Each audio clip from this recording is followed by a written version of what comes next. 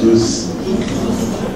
Aujourd'hui, c'est une soirée de célébration des bontés infinies du Seigneur. Est-ce que tu as un témoignage? Est-ce que tu as un témoignage de la bonté de Dieu dans ta vie? Ce soir, nous allons, comme le pasteur l'a annoncé, le samedi, vendredi et le dimanche. Ce sera un des spéciaux témoignages. Donc nous allons écouter les témoignages. Puis nous allons rendre grâce au Seigneur pour ce qu'il a fait dans la vie de nos bien-aimés. Et ça va encourager la foi de quelqu'un. Ça va booster la foi de quelqu'un pour qu'il puisse entrer aussi dans son miracle. Amen. La Bible dit dans 2 Corinthiens chapitre 1 versets 10 à 11, c'est Paul qui parle, il dit: c'est lui qui nous a délivrés et qui nous délivrera d'une telle mort, lui de qui nous espérons qu'il nous délivrera encore. Vous-même aussi, nous assistons de vos prières, afin que la grâce obtenue pour nous par plusieurs soit pour plusieurs une occasion de rendre grâce à notre sujet. Afin que la grâce obtenue pour nous par plusieurs soit pour plusieurs une occasion de rendre grâce à notre sujet. Et 2 Corinthiens 4, verset 15 dit également: car tout cela arrive à cause de vous, afin que la grâce, en se multipliant, fasse abonder à la gloire de Dieu les actions de grâce d'un plus grand nombre.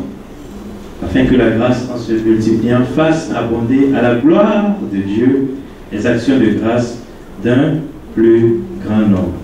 Donc,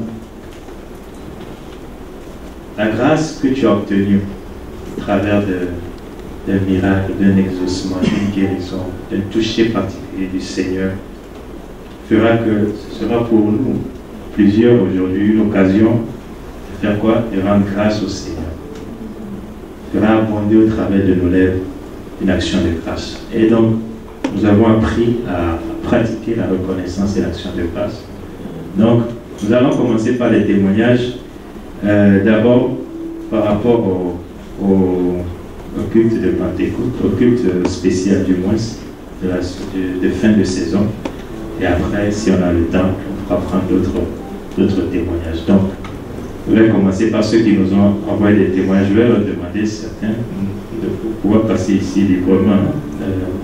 Donc, si tu nous as envoyé des témoignages par rapport à la guérison et tout. Et puis après, s'il y a encore du temps, ceux qui sont là, qui ont expérimenté des choses, librement aussi, vous pouvez passer. D'accord? Donc, je vais commencer par la sœur Lorraine. Est-ce qu'on peut acclamer le Seigneur? Alléluia. Oui, tu peux prendre le micro et venir. Bonsoir à tous. D'accord, j'aimerais témoigner le dimanche de la cabote, voilà, de la gloire. Avant cela, j'avais eu des malaises, voilà, et je voudrais partir à l'hôpital. Et donc, voilà, donc je suis partie, j'ai vu des anciennes ici, et je suis partie à l'hôpital pour voir qu'est-ce que j'avais, c'était au niveau du ventre et au niveau du bas-ventre. Voilà. Donc quand je suis partie à l'hôpital, le médecin m'a dit que j'avais des infections, mais que c'était pas tout qui voulait voir plus en profondeur. Donc il m'a fait une échographie et il me disait que j'avais plusieurs fibromes, que c'était super grave et qu'il fallait qu'on m'opère vraiment d'urgence. Et je lui ai répondu que non, je ne suis pas venue pour ça, bon, et que je veux qu'il me parle de l'infection, qu'il me dise qu'est-ce qu'il faut faire par rapport à ça. Il m'a dit non, que j'ai 2 ou 3 gros fibromes et que c'est vraiment très grand, que si je ne m'occupe pas de ça d'abord, ça va faire beaucoup de choses par la suite. Donc après, je dis non, je ne veux pas, que je veux vraiment qu'on parle de l'infection. Il m'a dit ok, comme tu veux, mais je suis là, tu peux revenir quand tu veux pour qu'on parle de ça. Donc il m'a prescrit des médicaments et tout. Bon, quand il m'a dit ça, quand je suis sortie, il a dit ah, fibrome, qu'est-ce que c'est que fibrome? Et j'ai pensé que bon, je suis trop jeune pour commencer à réfléchir encore sur ça. Et après, j'ai dit non, c'est pas parce que je suis jeune que je réfléchis comme ça, mais c'est parce que pour moi c'est impossible, parce qu'on a dit que la vie de Zoé est dans mon. Elle tue toute mort.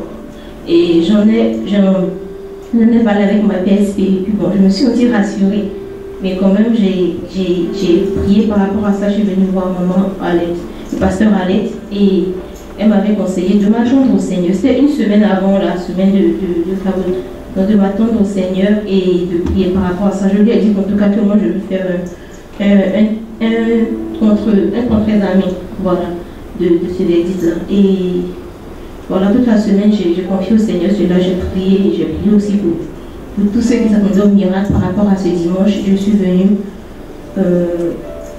Quand le pasteur, dès qu'il a fini de prêcher, qu'il voulait rentrer dans le moment de prière, dès qu'on a commencé à prier, vraiment, je sentais le Seigneur vraiment me toucher. Et arrivé au moment qu'il a dit de venir devant, j'avais les mains toutes, désolée, j'avais les mains toutes, voilà, et toutes lourdes, comme si je recevais quelque chose. Je montais juste pour la recevoir, ce que je savais qu'il m'avait guéri, et que je crois vraiment qu'il n'y a aucune mort dans moi, et il n'y a aucune mort en moi, parce que vraiment, fibrome c'est trop, voilà, c'est aucune mort en moi, et que même s'il y a un petit, le Seigneur a déjà venu dans le lit. Et ce jeudi prochain, j'irai faire l'examen, le contre-examen. Je veux lui rendre grâce parce que il m'a guéri et je sais qu'en lui je suis saine, je suis en très bonne santé comme prospère l'état de mon âme. Amen.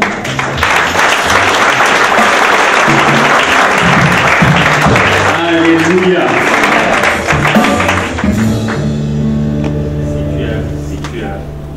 Si tu as des diagnostics de ces choses-là, des tumeurs, fibromes, toutes ces choses compliquées que les garçons ne connaissent pas. Et qui sont certains, on dit c'est bénin, les gens c'est pas très grave, et d'autres sont cancéreuses. Donc elle a bien raccourci son témoignage. Pour elle, c'était le style que c'était très grave, comme elle disait qu'il fallait opérer d'urgence. Et que quand le Seigneur l'a touché, elle a senti que ce qui était tendu au niveau de son ventre, c'était tendu le jour-là. Voilà. Donc nous rendons grâce au Seigneur. Et si tu es là et que tu souffres de ces choses-là, reçois la guérison. Amen. D'accord. Alors nous allons continuer avec les témoignages. Nous avons reçu aussi le témoignage de Maman Yoro Bertier.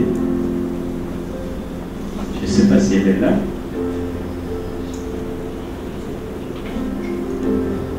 D'accord. Elle n'est pas là. Je vais la lire. Je vais lire son témoignage. Je veux remercier le Seigneur pour tous ses bienfaits dans ma vie. Lorsque j'étais encore en Côte d'Ivoire, je tombais régulièrement malade et il y avait des ambulances qui défilaient devant ma maison constamment. Depuis que je suis arrivé à l'église ici, à la Casa, les maladies ont disparu. Je prends même du poids. Il m'était arrivé dans mes débuts de payer ma dîme. J'avais l'impression que mon salaire ne pouvait pas me suffire. Mais je remarquais qu'il y avait à chaque fois des ordonnances médicales. Et depuis que j'ai commencé à payer ma dîme, les ordonnances ont disparu de moi. Lorsque je suis arrivé au Maroc, j'avais du mal à trouver du travail. Les hommes me disaient que j'étais vieille et que je ne pouvais pas travailler. Mais aujourd'hui, ces mêmes personnes ont remarqué que Dieu m'a rajeuni. Et je travaille aujourd'hui, je travaille très bien. Ici au Maroc, je n'ai pas de famille biologique, mais je réalise que l'Église est une véritable famille. Je vois comment la famille de Dieu prend soin de moi. Et je suis reconnaissant au Dieu de Papa Doudou qui est aussi mon Dieu. Je crois que l'Éternel m'affermira et continuera à me fortifier jusqu'au jour où lui-même me rappellera à lui. Amen. Gloire à Dieu.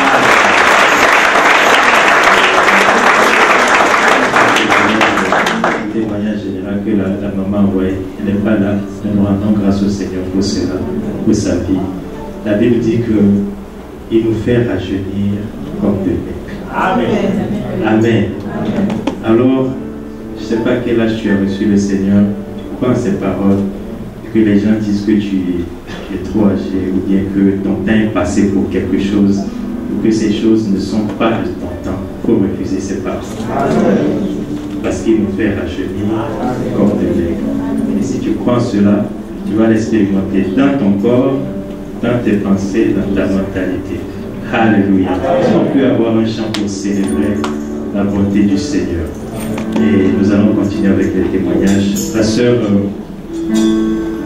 Laure Bénédicte pourrait se préparer après aussi pour passer pour son témoignage.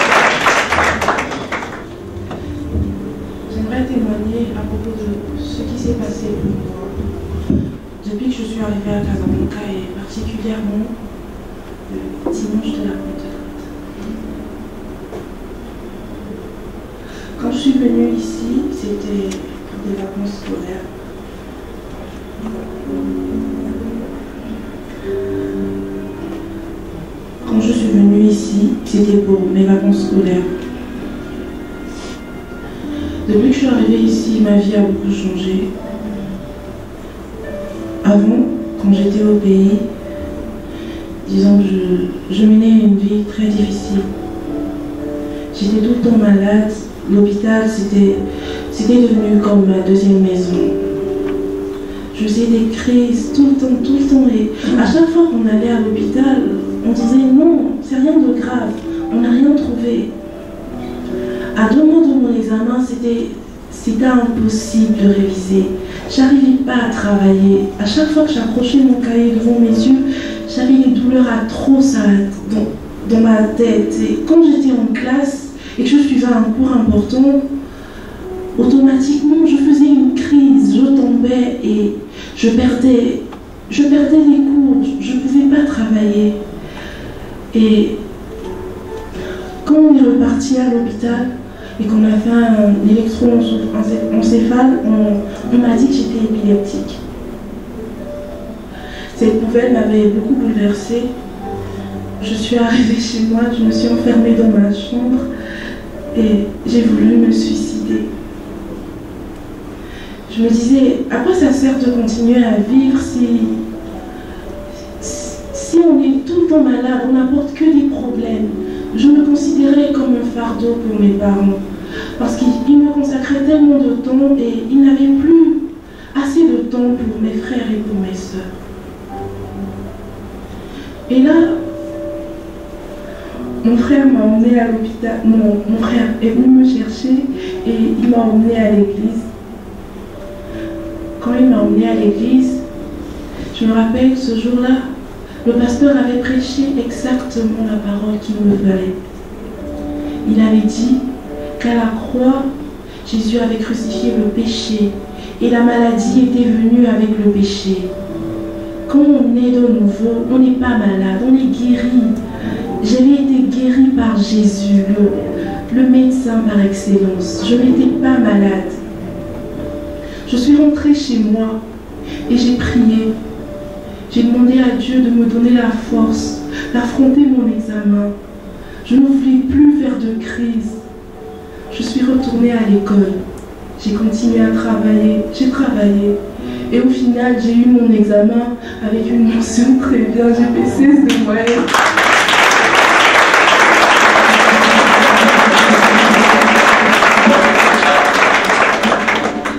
Quand je suis arrivée à Casa, on devait refaire l'examen pour l'épilepsie. Je me rappelle que cette nuit-là, je n'avais pas pu dormir. J'ai prié, j'ai prié. Je voulais absolument que les résultats sortent négatifs. Je ne voulais plus d'épilepsie pour moi. En arrivant à l'hôpital, le médecin m'a injecté une substance qui me paralysait. Il n'y avait plus que ma bouche qui pouvait bouger.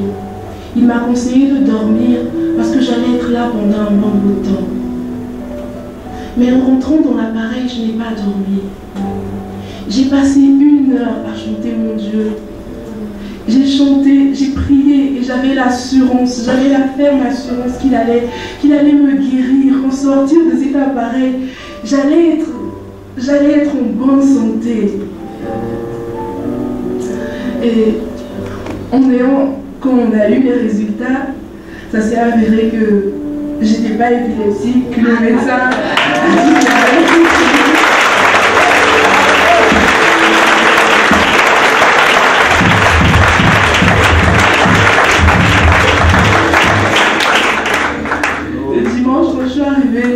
à l'église et que le pasteur Doudou a dit il y a quelqu'un qui va être sauvé aujourd'hui. Je sens que la main de Dieu est en train de toucher le front de quelqu'un. Et c'était mon front. J'ai senti la main de Jésus sur ma tête. J'ai senti sa puissance et j'étais en train de trembler. Sa puissance me propulsait vers l'arrière et je suis tombée. Et là, il a dit, Dieu est en train de libérer quelqu'un ce matin. J'ai senti quelque chose sortir de moi. Je me sentais plus légère. C'est comme si on m'avait retiré un fardeau, un poids sur le cœur, quelque chose qui pesait et que je trimballais depuis. Ce dimanche-là, j'ai été libérée, j'ai été sauvée.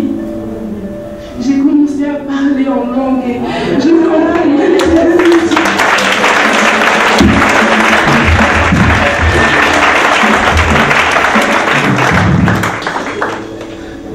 Je me suis dit que je ne pouvais pas le garder pour moi. Il fallait que je le partage. Parce qu'il est vrai que je suis venue au Maroc pour des vacances. Mais en arrivant ici, je suis arrivée malade et je repars guérie.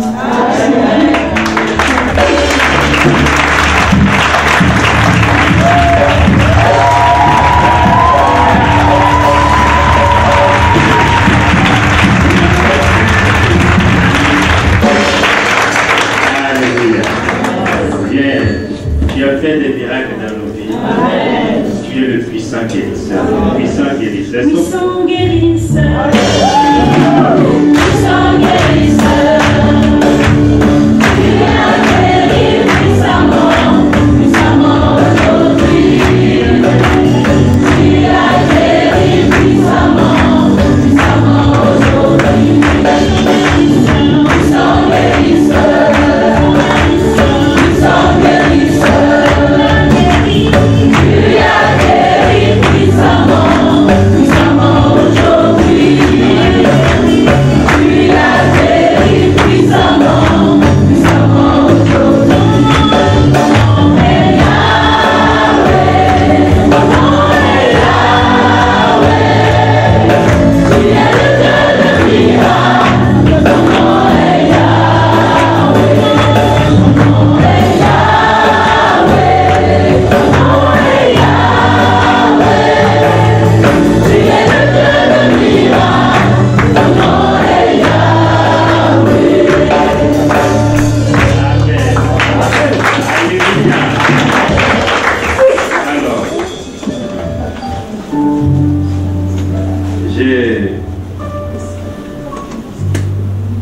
J'ai un autre témoignage, quoique c'est un témoignage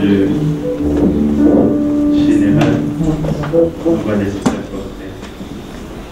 Est-ce qu'il y a quelqu'un qui a pas envoyé son témoignage, mais qui a été touché? Ok, la sœur là-bas. Donc quand vous dites d'envoyer, vous n'envoyez pas. Et après, vous voulez la sœur là-bas, après la sœur c'est après le frère là-bas. Ah mais calmez-vous, il ne faut pas critiquer, vous réglez des problèmes. Amen. Donc la sœur derrière, Elena.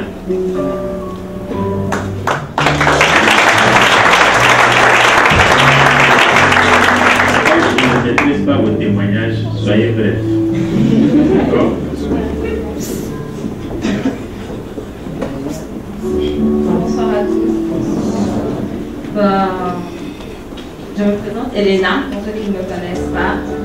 Et cette semaine, j'ai vraiment expérimenté la puissance et la gloire de Dieu dans ma vie. C'est vrai que durant tout le mois de juillet, on a parlé de gloire, gloire, gloire. Mais jusque là, je ne savais pas ce que ça signifiait.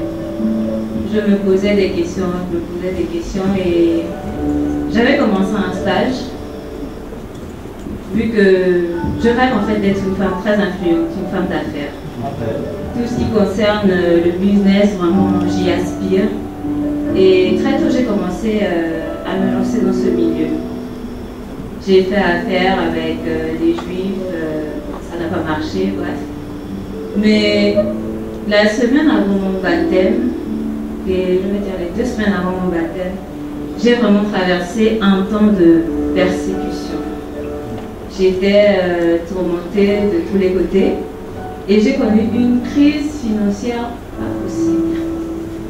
C'était vraiment dur pour moi, mais le Saint-Esprit m'avait demandé de prendre l'engagement pour participer à l'aménagement du local des enfants. Je l'ai fait. Je ne sais pas comment ça se passait, mais à chaque fois qu'il fallait que je donne, j'avais toujours des sous. Et à chaque fois que je priais pour ma situation financière, pour le boulot et les projets que j'avais, le Saint-Esprit me disait, je m'a dit que si tu crois, tu verras ma gloire. Je ne comprenais pas. Et ensuite, il m'a rappelé de passer par les eaux du baptême et je verrai la gloire de Christ. 2 jours avant le baptême, j'ai reçu un appel de quelqu'un que je ne connaissais même pas, qui m'a dit qu'il avait entendu parler de moi et qui souhaitait me rencontrer. Je lui ai dit ok, je serai à l'église. Après le culte, viens me chercher. Il est venu, on a discuté et ce qu'il m'a proposé, pour moi c'était quelque chose de fou. Il m'a demandé de faire la cuisine pour 200 personnes. Je lui ai dit non mais quand tu me regardes, je vais préparer pour 200 personnes. Et après, en fait j'ai voulu décliner l'offre. Je me suis dit, préparer pour 200 personnes. Et qui t'a dit que j'étais cuisinière ou que j'avais suivi une formation? Il m'a dit, souvent tu fais des plats chez toi et tu invites tes frères et tout. Et bien c'est l'un d'eux qui m'a parlé de toi. Je dis, ah bon? Il me dit oui. Je dis, ok. Et c'est pour quelle occasion? Il m'a dit, ça concerne un barbecue géant. Je dis, bon. Ok, je vais essayer. J'ai essayé de trouver un peu de l'aide de gauche à droite. Les personnes que j'ai contactées et tout, vu que je ne savais pas ce qui m'attendait, je ne voulais pas mêler tout le monde à cela. Et le samedi, je suis passée par les eaux du baptême. Net après mon baptême, quand je sors, la personne qui m'a contactée était là. Il est venu me chercher, a dit on va commencer à faire les courses. Je me suis dit non, c'est même sérieux cette affaire. Je suis quand même allée. On a fait les courses. Par la grâce de Dieu, le dimanche, le Saint-Esprit m'a guidée vers 2 sœurs de l'église. L'une d'elles, on a fait les cours de baptême ensemble, on ne se parlait même pas. Et le samedi, elle m'a invitée en fait à sa fête. Elle est là juste derrière. Et donc, je lui ai demandé si elle savait préparer. Elle m'a dit oui. Je lui ai dit bon, ok, j'avais besoin de toi. Est-ce que tu peux voir ta soeur? Elle m'a dit oui. Donc, le lundi, on a fait les dernières courses. L'événement était pour le mercredi. Le mardi, toute la nuit, on a préparé jusqu'à 5 heures. Dieu merci, ma mère était là, elle nous a aidés. Le mercredi, tout s'est bien passé. Et arrivé à l'événement, il y avait un homme très influent du pays. Il a apprécié la nourriture, il a apprécié notre travail et toutes nos prestations. Et aujourd'hui, on a été reçus par une autorité. Voilà pourquoi j'ai envoyé en fait le témoignage à temps.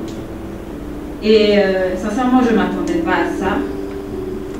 Je n'ai pas suivi de formation, mais aujourd'hui, cette autorité nous a dit qu'il allait financer le projet et qu'il allait faire parler de nous. Donc,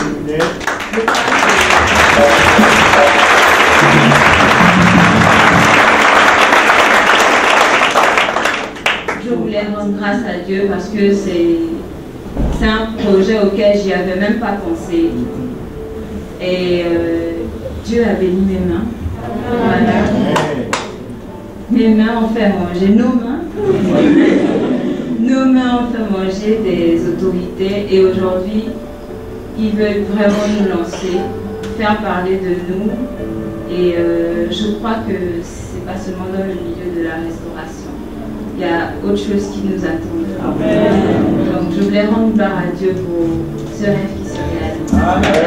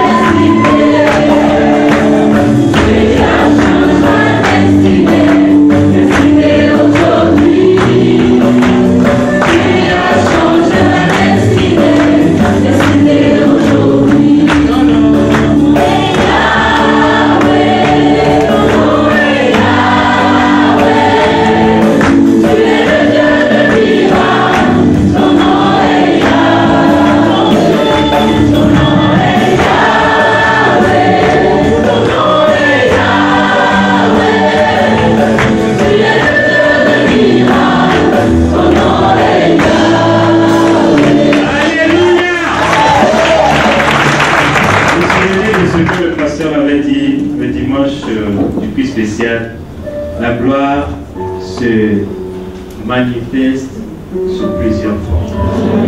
Il y a la guérison, il y a la bénédiction, il y a la faveur. Il y a la faveur spéciale. Ça, c'est une des formes de de la manifestation de la gloire de Dieu. La faveur, quand tu trouves la faveur devant les personnes, tu as des accès auxquels tu n'attendais pas. Tu as des faveurs devant des personnes avec qui tu n'avais aucune relation, avec qui tu n'avais aucune connexion. Ça, c'est la manifestation de la gloire. Alléluia. Amen. Alors, j'avais dit que qui sera la suivante?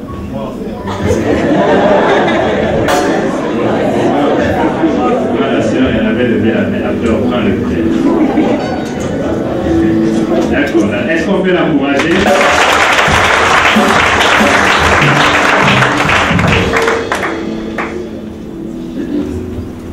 Bonsoir. Bon, et voilà, je me fais un peu rire, mais bon. En fait,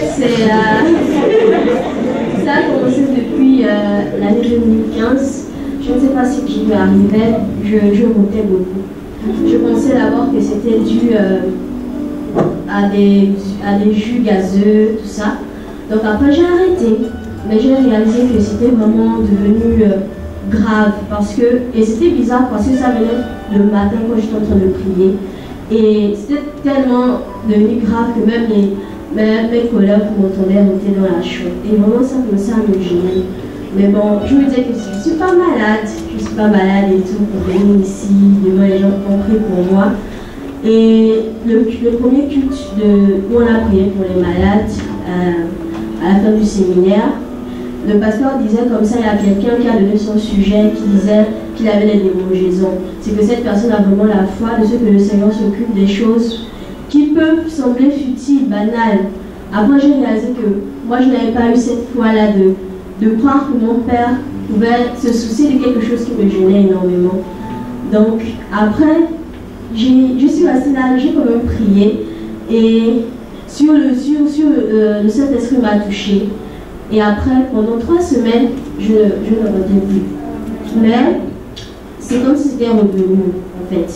Et après le culte du 31, vraiment durant toute la semaine, j'ai prié que le Seigneur vraiment me guérisse de ça. Parce que vraiment ça me mettait mal à l'aise et tout ça. Et le culte du 31, quand on priait, je n'ai pas encore voulu me lever. Après, je me suis dit, en tout cas, c'est vrai que c'est pas une maladie en tant que telle, mais c'est quelque chose qui me gêne. Et mon père aussi veut que je sois guérie de ça. Donc, je me suis levée et j'ai prié. J'ai ressenti vraiment que quelque chose était quitté de moi. Et depuis là, je ne vote plus de cette façon.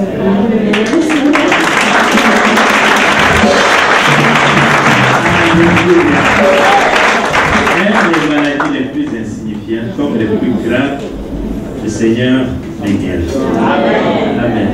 Il y a des gens qui ont des dérangements dans leur corps et qui disent c'est pas grave, il ne faut pas déranger le Seigneur avec ça. Ça, je peux m'en occuper moi-même. Laissons-lui gérer les cancers. Mais si tu as la foi pour même les toutes petites choses, le Seigneur s'en occupe dans les détails, dans les moindres détails.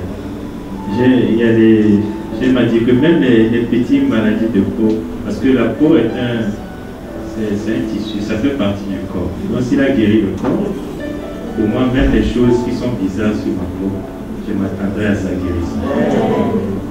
Voilà, c'est pas pour la perfection, mais si quelque chose devient comme une maladie, qui n'est pas là où ça devrait être, ça devient un problème. Donc voilà, rendons grâce au Seigneur pour ta guérison. Continue de la confesser et demeure-y. Amen. Et que ça encourage d'autres personnes qui ont des gènes, parfois c'est des gènes qui vous mettent mal à l'aise. Parce que c'est des choses qui peuvent être très dérangeantes si tu es en conférence ou bien en réunion. Donc le Seigneur guérit ça aussi. Amen. Amen. Voilà. Donc nous allons écouter notre frère Franck. Après il y a la sœur. Et puis il y a Valérie. D'accord. Ensuite ici là.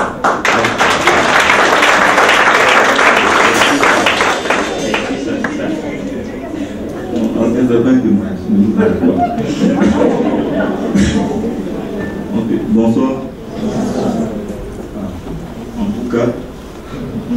Bon.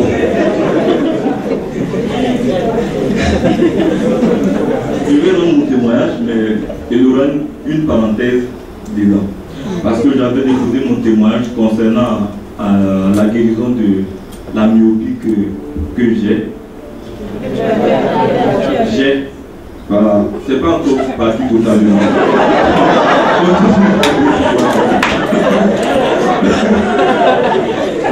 C'est pas comme je n'ai pas la foi, j'ai la foi, mais là il y en a un peu, ça un peu comme moi. Amen. Donc j'avais déposé mon sujet pour dire que j'avais la myopie.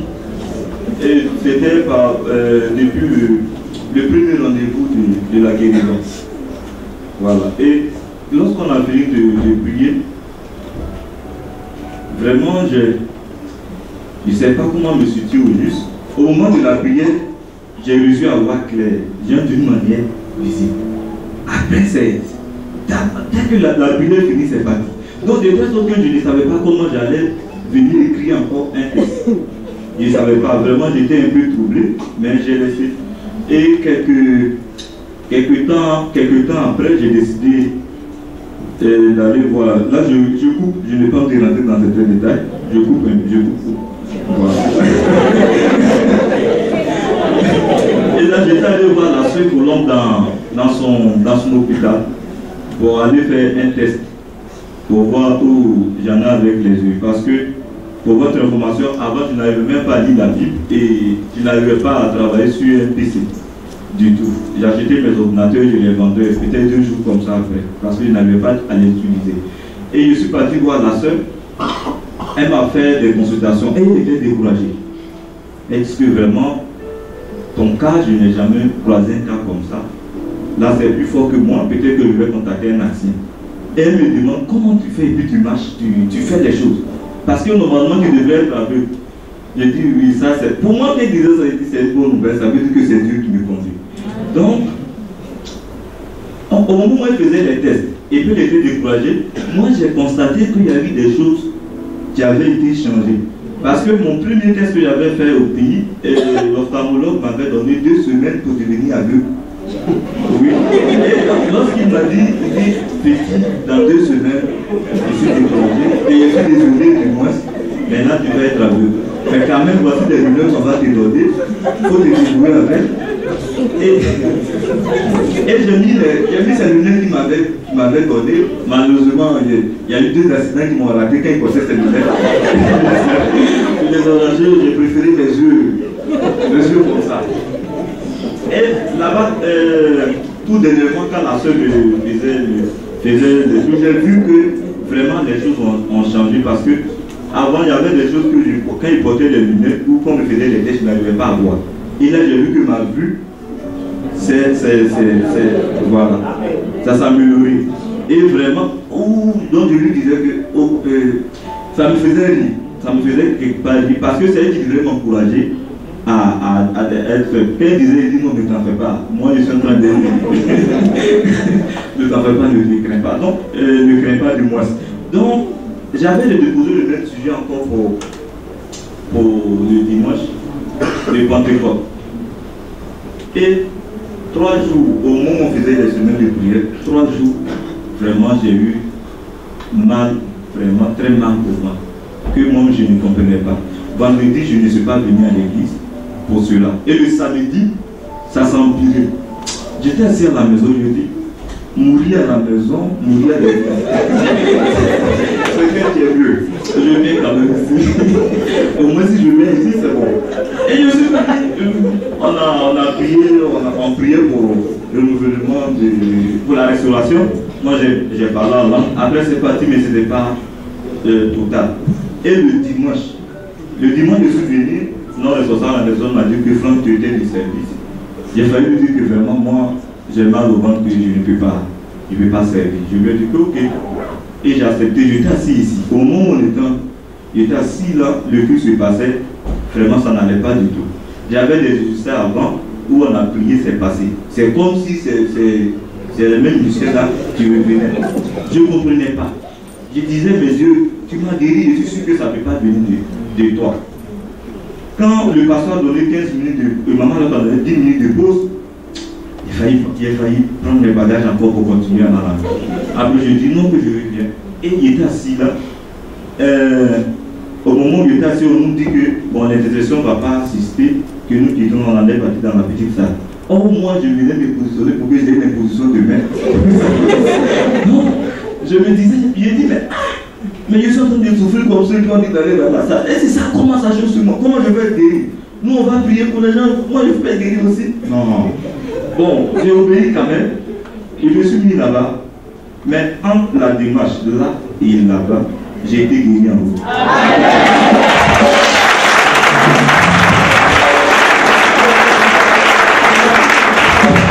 J'ai été guéri, mais je n'étais pas bien satisfait. C'est parce que je viens beaucoup. C'est ça. Parce que mes yeux, moi je m'étais préparé à aujourd'hui, je ne vois pas tout. Soit je vois ou je ne vois pas. Soit je viens un peu ou je ne vois ou je vois. C'est ce que je m'étais décidé. Quand on a fini ce moment, et le dimanche d'avant-hier, le pasteur est en train de prêcher, puis il a dit, il y avait joué. Parce que là, il commençait à mettre en doute la bonne vue que j'avais vue le premier jour. Il disait peut-être que ce sont mes pensées, je ne sais pas qui m'ont donné ça. Et quand il a dit je suis Yahvé Jiré, que je suis un médecin, et quand un médecin a un malade, ce malade doit être patient. C'est pour cela que ce malade s'appelle patient. C'est comme si ça a moins dû s'adresser. Donc il dit passe du temps à mes pieds et tu vas être guéri. Donc c'était comme cette parole était pour moi. Donc du coup ça m'a révolté. Il dit ah, donc je suis en route sur la guérison, même si je n'ai pas encore vu totalement. Mais une chose j'ai su, ma vue d'avant et celle de maintenant, c'est pas la même chose. Donc je bénis Dieu pour la guérison qui est en marche en tout cas.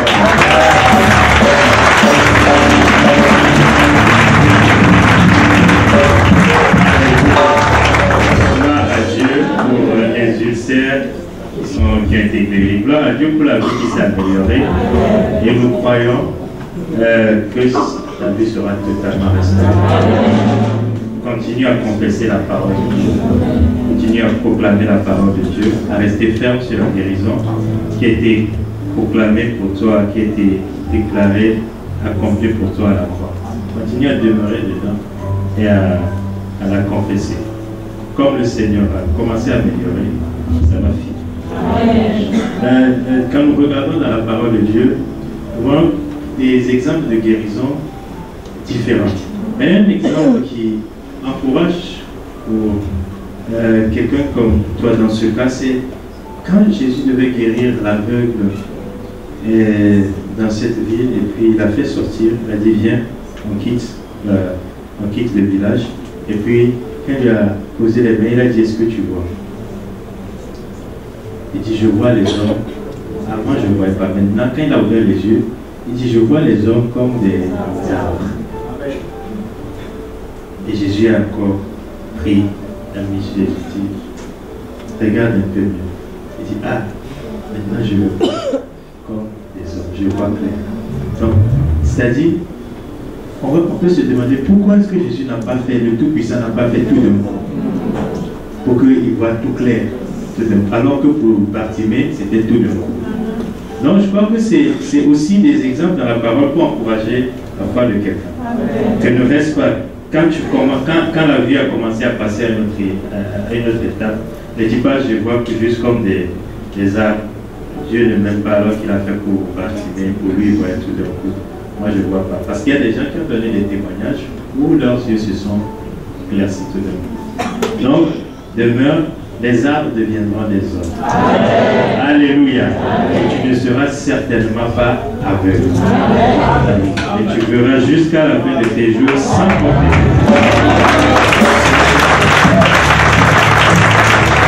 Alléluia. Alors, ma soeur, est-ce qu'on peut acclamer le Seigneur?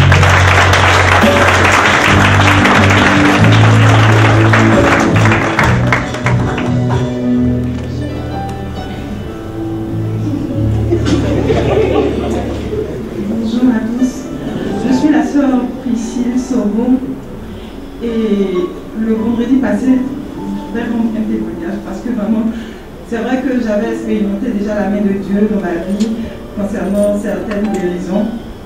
Mais ce vendredi, c'était vraiment rapide, une guérison instantanée. J'étais à la maison à 16 h.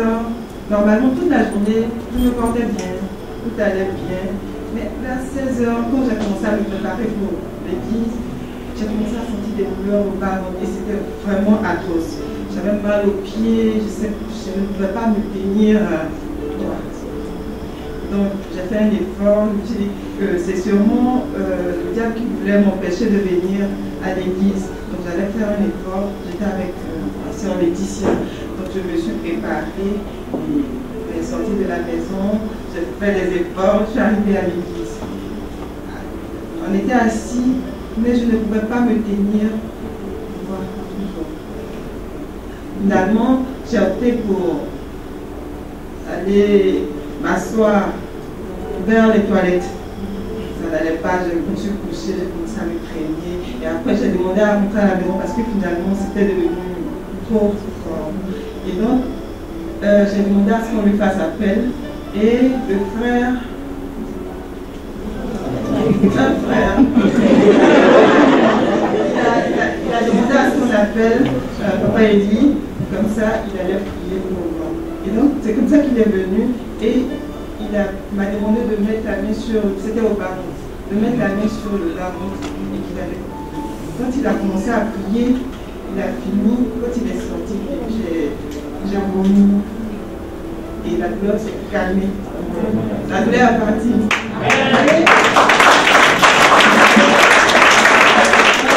Les minutes qui ont suivi, peut-être 10 minutes plus tard ou 15 minutes, ça a repris, mais de plus belle. Et j'ai commencé à me tordre de douleur. Quand le pasteur a fini, il est rentré et il m'a demandé ce qui se passait. Je lui ai expliqué. Il a prié et il m'a demandé de me lever et de tenir. Donc je l'ai fait et il m'a donné de l'eau, j'ai bu. C'est parti. Jusqu'à aujourd'hui, je suis en forme, je vais bien.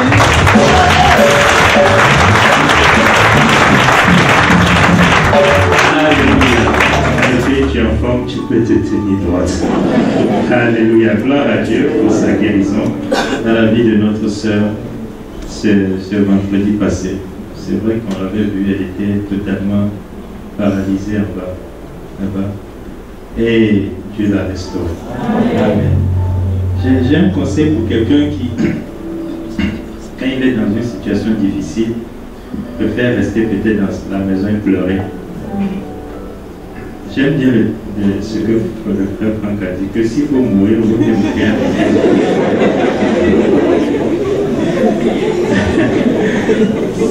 Parce que si tu as des problèmes, où est-ce que il faudrait bien être? Chez celui qui a la solution, ou bien tout seul dans ton cœur. Donc j'aimerais encourager quelqu'un qui parfois traverse des moments difficiles et n'a pas envie de venir dans la présence du Seigneur. J'aimerais te dire que c'est le diable qui est en train de jouer avec tes pensées pour te décourager. Parce qu'il sait où se trouve la solution. D'ailleurs, un conseil et une astuce. Les fois où tu n'as pas envie d'aller à l'église, ces jours-là, plutôt pour être à l'église. Parce qu'il y a quelque chose de spécial pour toi. Que le diable sent. Il ne connaît pas l'avenir. Mais c'est un gars malin. Donc, il se doute parfois que il y a des choses. Il ne sait pas. Donc, son objectif est de t'empêcher. Donc, des fois où tu sens des lourdeurs dans ton corps, tu vois, ces fois-là où tu sens des lourdeurs dans ton corps, tu n'as pas envie de venir. Ou bien le jour où tu as envie d'avoir un programme spécial à l'église, c'est ce jour-là où quelqu'un t'appelle spécialement pour un rendez-vous bizarre. Je ne pas sur parce qu'il y a une rencontre de destinée que le Seigneur a prévue pour toi et le diable veut t'empêcher d'avoir accès.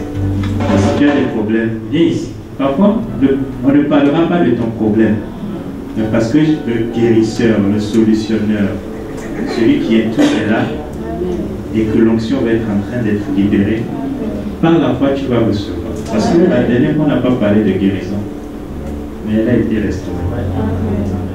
Amen. Alléluia. Nous allons écouter le témoignage de notre sœur Valérie. Je pense que c'est la dernière. D'ailleurs, l'heure est en train de passer. Il y a qui d'autre? Ok.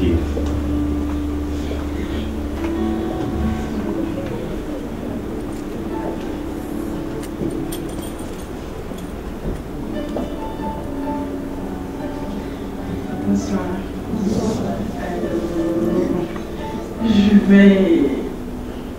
C'est une maladie honteuse, mais je crois que la honte a été déjà levée. Voilà. Donc, c'est depuis décembre qu'on était à la corniche. À 23h, je commençais à me gratter tout le corps. Je me dis, j'ai pas compris, je me suis gratté de la tête aux pieds. J'ai dit, ok, donc je vais rentrer. Arrivé à la maison, je continue à me gratter jusqu'au 1er janvier.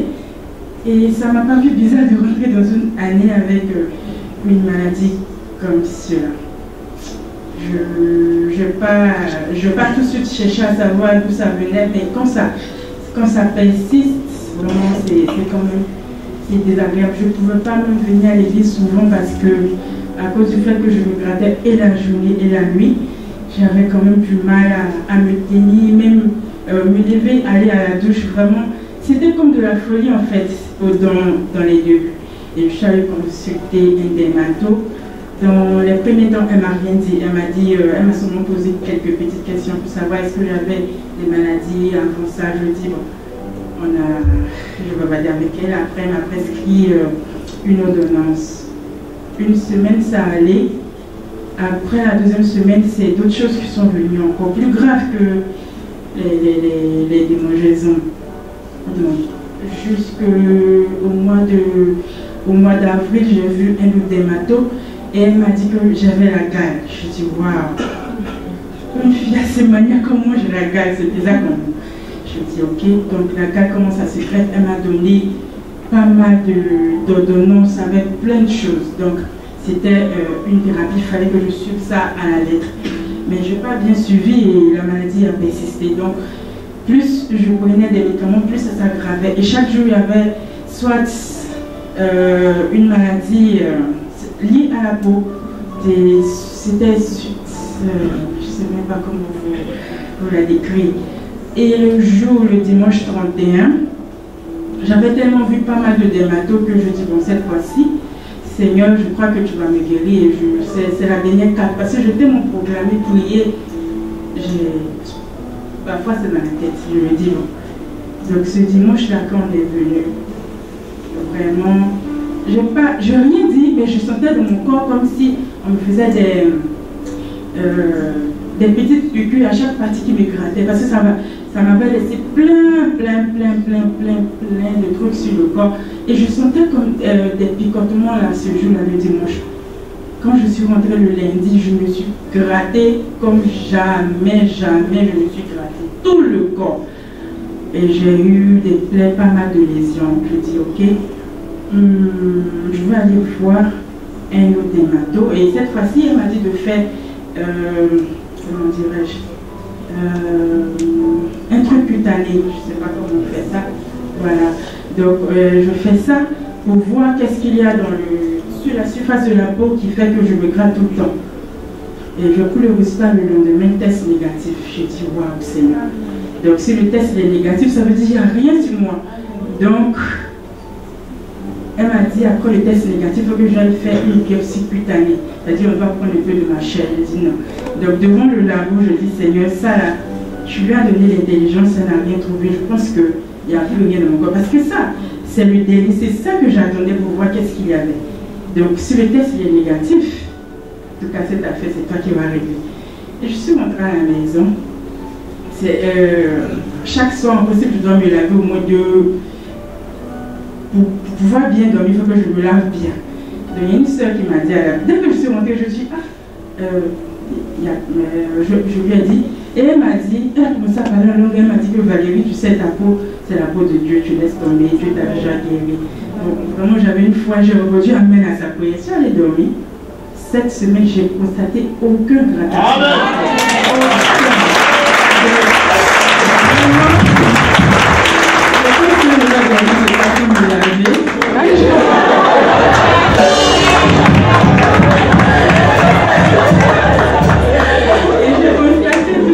Quand je venais du bureau, mon dos, parce que c'était plein de tâches, j'ai vu un peu là, donc c'est le Seigneur de travailler ma peau. Je veux une peau de bébé ici. Alléluia. Amen. Alléluia. Gloire à Dieu pour la guérison de la peau de notre sœur. Le Seigneur est fidèle. Amen. Alors, c'est qui la dernière? Tu veux ou tu veux pas?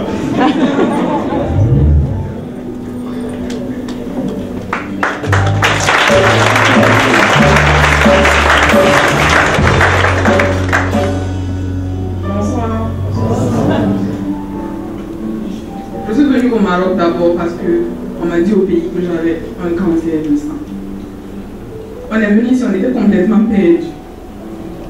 On connaissait personne. Mais Dieu a permis qu'on connaisse l'église. Et vraiment, c'était vraiment un soutien incommensurable. Parce que si on n'avait pas connu l'église, je suis sûre que ma mère et moi, actuellement, c'était sûr qu'on était toujours bien dans nos têtes. Je remercie le Seigneur parce que déjà je ne manifeste pas mon cancer. C'est lors du traitement, qu'on me fait le traitement, que vraiment, ça m'abat. Et puis on a fait un contrôle après calcul. Et puis le contrôle n'était pas satisfaisant. Les docteurs ont dit qu'on va augmenter la dose qu'on me faisait. Donc j'ai fait chimio, on m'a dit non, mercredi, jeudi, vendredi. Je ne pouvais même plus me lever, je ne pouvais pas marcher. Dès que je suis arrivée à la maison, je faisais que vomir. Et puis le soir, le frère Didier est venu à la maison avec d'autres personnes. Il a prié pour moi. Sur le champ, j'ai senti qu'un poids est sorti comme moi. Amen. Mais la nuit après, j'ai vomi encore. Mais je me suis dit non, on a prié, j'ai senti qu'il n'y a plus rien, donc je suis guérie, peut-être c'est dans ma tête. Maintenant le lendemain, ça allait, je pouvais me lever. Je sentais quand même des douleurs dans mon corps. Et 9 jours après, je devais faire une autre chimio. J'ai fait la chimio mercredi. Voici, je suis arrêtée devant vous. C'est comme si je n'avais rien fait. Pourtant, avant, quand je faisais la chimio, je ne pouvais même pas me lever, je ne pouvais rien faire, je ne pouvais pas manger. Mais voici, je suis arrêtée. Je sais vraiment que c'est le Seigneur qui agit. Sinon, ce que les docteurs disent, je devais même être hospitalisée. J'allais faire la fièvre, j'allais avoir beaucoup de symptômes. Mais vraiment, je suis là. On ne sait même pas que je suis malade. C'est vraiment la grâce de Dieu.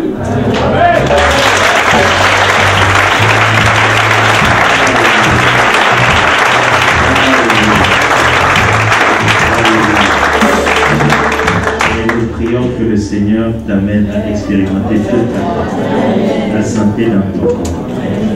Que à la fin de cette chimiothérapie, il n'y ait plus aucune trace de ce cancer, qu'il n'y ait ni rémission, ni retour, ni quoi que ce soit. Que toute trace disparaisse. Et que pendant le traitement, que tu n'aies pas à subir les effets du traitement. Donc, que le Seigneur soutienne ta voix. Et rendons grâce au Seigneur pour cela. Alléluia. Alors nous allons faire quoi maintenant? Nous allons rendre grâce, n'est-ce pas? De la saison, le premier culte de fin de saison qu'on a eu, si vous vous souvenez, le dimanche du culte de Pentecôte, on a reçu beaucoup de témoignages. Mais il y a beaucoup qu'on ne peut pas lire en fait, parce que c'est... Et on essaie d'en lire certains les dimanches, et on reçoit beaucoup de témoignages. Seigneur, comme chaque année, on va publier le livre des souvenirs de l'année 2016 pour que vous puissiez avoir les traces de tout ce que le Seigneur fait. Le Seigneur fait énormément de choses dans nos vies. Et je nous encourage à envoyer nos témoignages. Je crois que par ces témoignages, le Seigneur soutient la foi de certains. Il y a un témoignage qu'on a reçu cette semaine, et c'était une sœur, et dans son témoignage, elle disait qu'elle venait de perdre des choses, et puis le dimanche, on a lu le témoignage d'une sœur ici qui avait perdu ses papiers dans la voiture. Vous vous souvenez? Voilà, donc quand cette sœur, elle a écouté le témoignage de celle qui a perdu qui a perdu les papiers et qui a dit, Seigneur, la vie zoulou à moi ne périt pas. Et rien de ce que j'ai ne se perd. Et que le Seigneur a fait grâce, on est venu déposer sa carte de séjour et puis sa carte bancaire dans son école. Et donc l'autre a été édifiée parce qu'elle venait de perdre avant même les papiers un peu plus tôt. Donc ça a soutenu sa foi. Elle est allée dire, Seigneur, tu es celui qui ne permet que rien qui à moi ne se perde. Et quelques temps après, on a appelé pour lui dire que tes papiers, quelqu'un a retrouvé ça, a cherché ça. Donc, c'est un de témoignage. Ton témoignage encourage quelqu'un. Alléluia. Ton témoignage édifie la foi de quelqu'un. Ton témoignage soutient. Ce n'est pas pour se faire voir ou bien dire que non. Non, c'est parce que le Seigneur a fait tellement de choses dans nos vies que nous serions ingrats si nous nous taisons. Nous serons vraiment très ingrats si nous nous taisons. Et nous avons appris la loi de la reconnaissance. Donc je nous encourage tous, si tu ne peux pas taper ton témoignage pour une raison valable, va voir la sœur Grâce, si elle peut se lever, voilà, qui est la responsable des services communication. Merci beaucoup. Donc, va la voir avec son équipe, ils vont t'enregistrer par téléphone, ils vont le transcrire.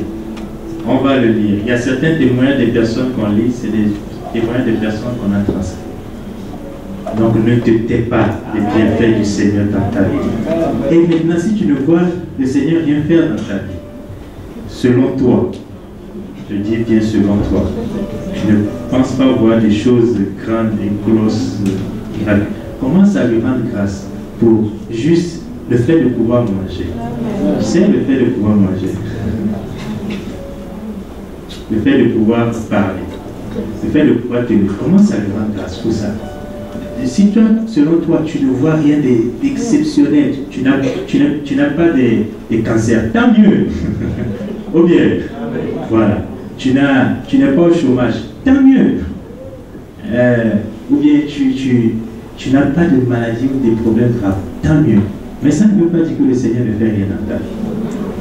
Commence à le rendre grâce pour les choses qui semblent insignifiantes. Comme je l'ai dit, le simple fait de pouvoir manger, le simple fait de pouvoir se laver, ou bien de décider de ne pas se laver. Parfois, tu n'as pas le choix. Tu vois? Le simple fait de pouvoir décider que ce soir, je suis trop fatigué, je ne veux pas me laver, c'est une grâce. Alléluia! Vous avez écouté la soeur? C'est si même elle ne veut pas, au moins 2 fois la nuit. Ce soir, elle peut décider qu'elle ne veut pas se laver. Donc c'est une grâce. C'est pour ça que parfois nous ne voyons pas la bonté, la fidélité du Seigneur. Il y avait, maintenant, même tu as la nourriture, tu ne peux pas manger. Tu vois? Donc rends grâce au Seigneur. Parce que peut-être que tu n'as pas mangé à ta faim. Mais rends grâce au Seigneur parce que tu arrives quand même à manger. Tu vois? Donc il y a, quand tu regardes dans ta vie, sans la comparer avec les autres, juste dans ta vie, tu peux voir infiniment de sujets d'action de grâce qui vont faire que tu peux passer 1 heure juste à rendre grâce. Parfois, je rends grâce au Seigneur parce que je peux respirer, parce que je peux poser un pas devant lui, parce que je peux manger les plats que j'aime, parce qu'il y a des gens qui ne peuvent pas manger tous les plats qu'ils aiment. Vous comprenez? Donc pour moi, c'est une action de grâce. Parce que je peux saluer, ma main peut se lever pour l'adorer, parce que je peux parler, parce que je peux écouter, parce que je peux voir. Si je vois dans ma vie des périodes qui semblent calmes, pas de grosses percées, je ne manque jamais d'action de grâce. Parce que j'ai des gens qui m'aiment et que j'aime. C'est une action de grâce. C'est des gens que je peux saluer. Il y a des gens qui souffrent de solitude. Ils cherchent des gens avec qui parler. Moi, je peux parler avec des frères, des sœurs. Il y a des gens, si j'ai envie d'appeler, je peux les appeler. Il y a des gens dans leur numéro, il n'y a personne qui peut m'appeler. Dans leur téléphone, il n'y a personne qui peut m'appeler. Donc, Il y a tellement de sujets d'action de grâce que nous ne pouvons pas nous empêcher de lui rendre grâce.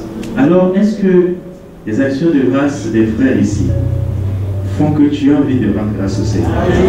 Si c'est le cas, lève-toi avec moi. Les chants, nous allons chanter ce chant que nous chantons, faiseur de miracles. Nous allons le chanter comme une célébration. Et pendant que nous le chantons, nous disons qu'il a fait des miracles, qu'il fera des miracles. Dis pour toi que tu fais des miracles. Si tu as besoin de miracles, dis Seigneur, tu fais des miracles dans ma vie. Si tu as besoin de guérison, dis Seigneur, tu guéris. Parce que je sais que tu as guéri, mes frères. Je te rends grâce parce que j'ai vu, j'ai lu que tu guéris, mais je viens d'écouter encore que tu guéris. Je te rends grâce parce que tu peux changer la destinée de quelqu'un. Juste parce qu'elle sait cuisiner. Tu peux changer sa destinée. Tu peux la connecter à des autorités pour la propulser dans sa destinée. Je te rends grâce. Alors célébrons le Seigneur. Parce que pendant que les frères de la chorale sont en train de chanter ces chants, danse pour le Seigneur. Adore-le. Rends-lui grâce. Et saisis ton miracle. Alléluia. Miracle,